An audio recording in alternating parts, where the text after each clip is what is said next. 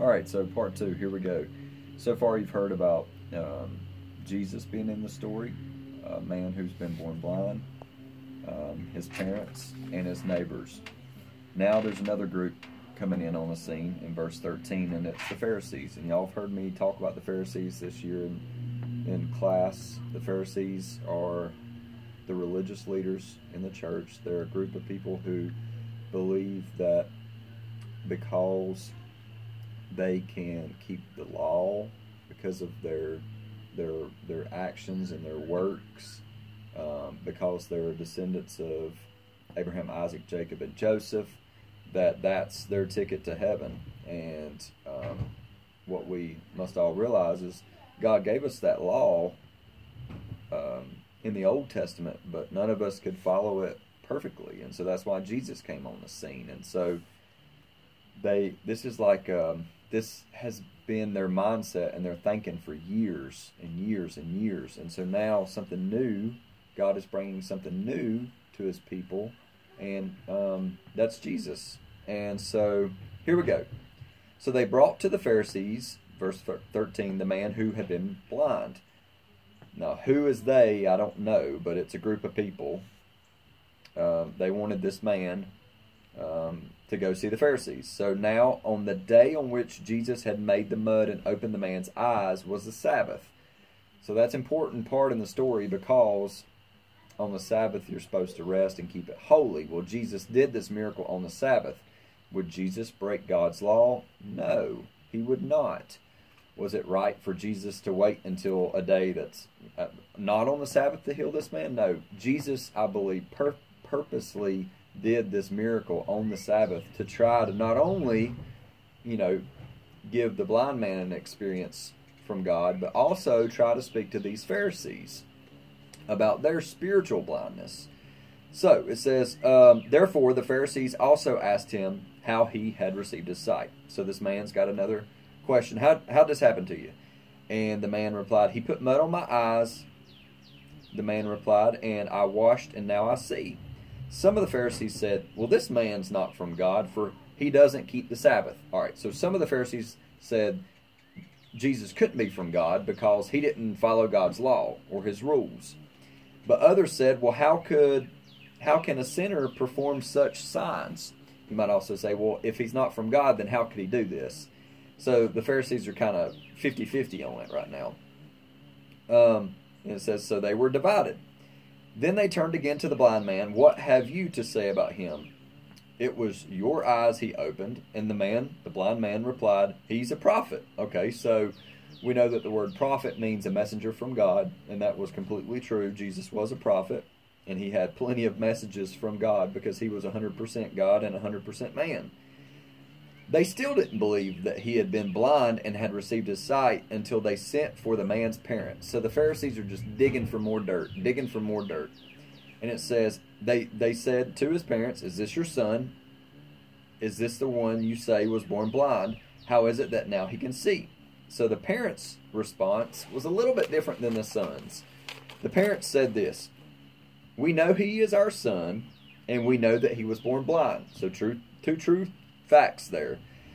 But how he can see now, or who opened his eyes, we don't know.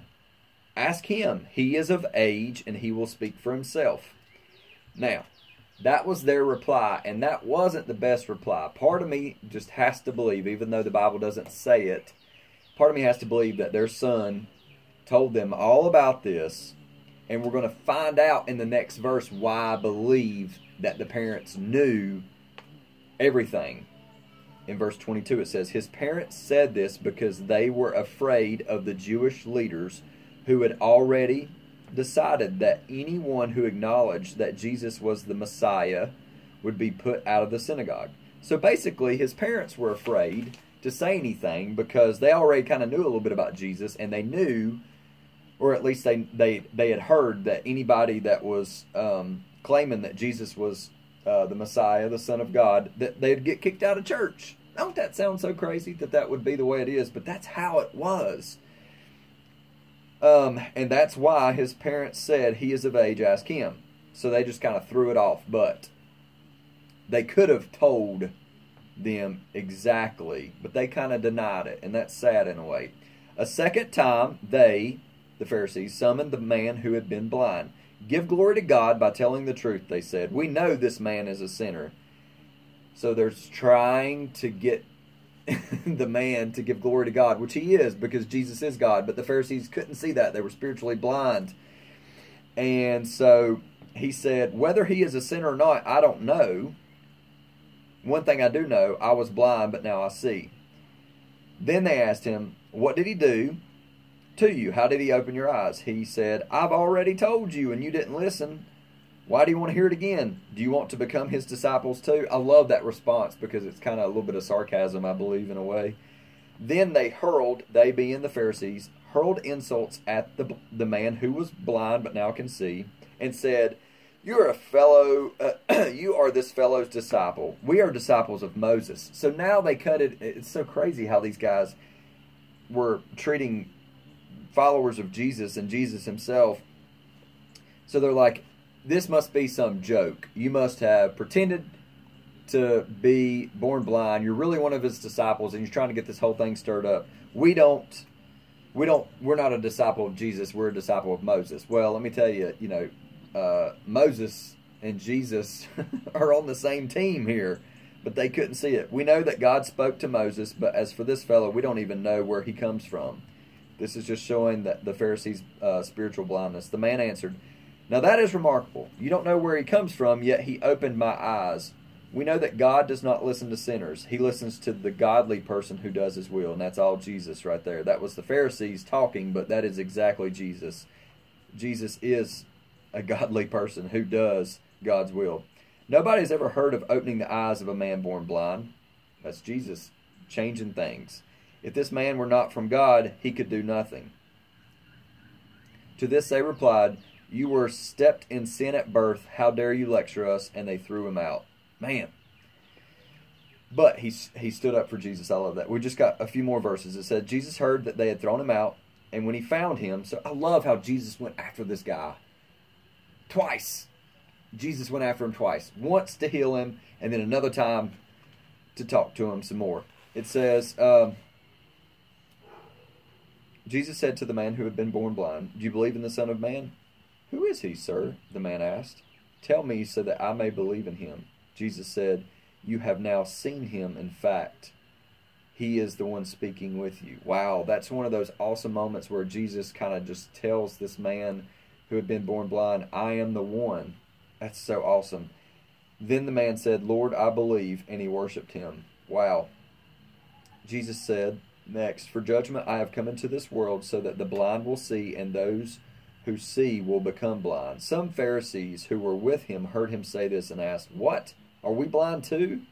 Jesus then said to them, if you were blind, you would not be guilty of sin. But now that you claim you can see, your guilt remains. So it's like Jesus was talking to the man who had just been healed and starting that relationship with him. And the Pharisees, some of them overheard it. And Jesus was now saying, hey, now that you've heard what I've said, you know who I am, you know where I'm from, you know the work I'm about. And if you choose to not believe in me being the Son of God, then you are guilty. Love this story. So many good things in it. And yeah, I appreciate you guys listening. Please, if you can, complete page, sorry, it's getting dark here, 176 in your book. It's got Jesus, the neighbors, the blind man, the Pharisees, and the blind man's parents. I think you guys will do great. Thanks.